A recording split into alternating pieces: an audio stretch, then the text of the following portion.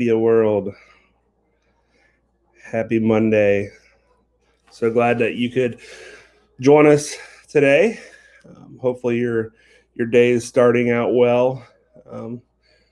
It's starting to get a light outside by now, hopefully for you. It was pretty dark this morning, but we are getting closer to spring technically, so that's good. Because once football ends and Christmas ends, we just want to get to spring. So, but anyways, we're so glad that you joined us. My name is Christopher Donnell. I'm one of the pastors at Urbana UMC, and I'm going to share our Monday motivation with you. And we're going to be focusing on yesterday's sermon at church. And if you didn't tune in or didn't get a chance to watch it yet, Caitlin Simmons, our contemporary music director, our worship leader, preached yesterday, and man, she did amazing. So if you hadn't had a chance to check that out, it's just a strong word, super encouraging, I think super relevant for so many people. She talked about waiting. So if you hadn't had a chance yet, go check that out.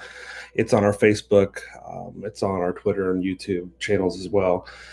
But yeah, I just want to recap some of the things that stuck out that what she brought yesterday. Some of the revelations that kind of stuck out to me, and her main points that she made. And she talked about, again, waiting, and nobody likes to wait. Caitlin and I are similar in this way a lot, is we're both impatient people when it comes to doing things our own way. And I could totally relate with some of the things she's saying, just figuring out yourself, not asking for help, and or trying to rush God through a process, and I'll just do this over here, and I can do this. And I love her example of if I want to go get a car, I'll find a way to get a car. If I want to get a job, I'll go get a job. If I want to, there's all these things that we can do that we have control of, that we think we have control over. But it's the big things like family and opportunity and walking in God's calling that we have to wait on Him. And so those are some big words that I resonated with. But she kind of talked about what she was waiting on, and she kind of just broke it down of, I don't know what you're waiting on God to break through, whether it's a job or income or addiction or hope or prosperity. She just kind of broke it down, and she basically said, I don't know what your word is, but God has a promise for it. And I thought that was so good, because so often we can find ourselves thinking, well, God has promises for other people, but not for my situation. Or we think our situation is so obscure, there's no way that God could care about it. And that's just not true. And He calls us all to wait in different areas at different times in our life. And she broke it down like this. There was 3 things that she did around waiting.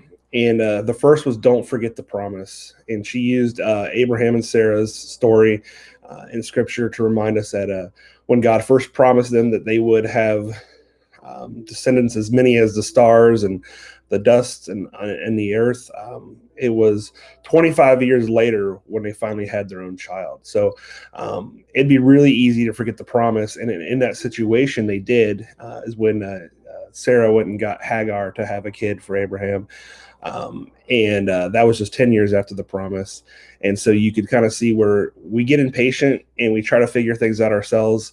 And it'd be really easy to forget the promise after 10 years or 25 years. And so there's plenty of us out here today who maybe have had a promise from God or a word or a vision from God that says these things are for you and if they're going to happen, but maybe they haven't happened yet, and maybe they're really slowly taking place, and it's really easy to rush the process and just try to push it along on our own power. And as we see from that story, it doesn't really work out well when we try to take things in our own hand. And I'm so guilty of that myself. Like I said, it's so easy to just try to figure things out yourself. But it's even harder, I think, sometimes it's easier to forget the promise. It's harder to hold on to that. And the second thing she wrote down was, or her point was, we need to wait expectantly for the promise. And she kind of talked about the waiting of the Messiah and all those who, held on to prophecy and those who were waiting. for him to come. And then when he finally came, so many got to experience that joy. Anna, the prophetess Anna, and even like Zacchaeus, Zechariah, I believe. But they all were excited when he finally came. And so we should be expectant of when God moves in our promise. And the last thing she said was worship while we are waiting on the promise. And that can be tough too. If God gives you something and it's not happening, it's really easy to want to just kind of, I don't know, be mad at God or kind of give him the cold shoulder. Like, well, if you're really not going to do this, well, then why should I try? Or that kind of attitude, which I think, as Jim said last week in his Monday Motivation, his mom used to say, no stinking thinking. I think that's pretty relevant there. And I think a way to get rid of our stinking thinking is to worship. I know when I worship, it changes my attitude. Again, shout out to Pastor Jim. He was saying he was listening to the Bengals game last night on his way home and was really frustrated, and he had to turn it off and put on worship music. And I think there's some truth to that because it calms our spirit and it connects us and it grounds us with God. And I think that's so important. And then the last thing she did was she listed off a bunch of scriptures at the end and basically said, God has a promise for all of us. And one of these scriptures may be encouraging to you to hold on to. And she read off about 5. And the one that stuck out to me was Luke 11, 9 through 10. And so here's your motivation for the Monday. You can hear the action words in this scripture. It says, and so I tell you, keep on asking, and you will receive what you ask for. Keep on seeking, and you will find. Keep on knocking, and the door will be open to you. For everyone who asks, receives.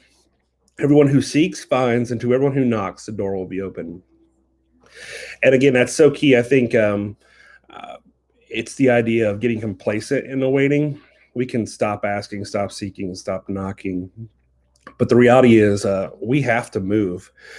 God doesn't call us to just receive by being idle. He doesn't just call us to receive by staring off at a blank page. We have to start writing the story and start moving. And if we go the wrong way or we turn the wrong direction, he will guide us if we're listening. And so today's Monday motivation is to ask, it's to seek, it's to knock.